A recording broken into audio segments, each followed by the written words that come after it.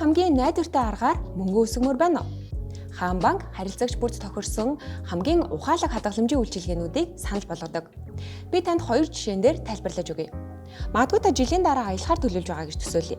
Тэгвэл та өдөр бүр кофе болон унааны мөнгө болох ойролцоогоор 13,000 төгрөгийг тогтмол хуримтлуулснаар жилийн дараа гэхэд 5 сая төгрөгийн хуримтлалтай болсон байх боломжтой.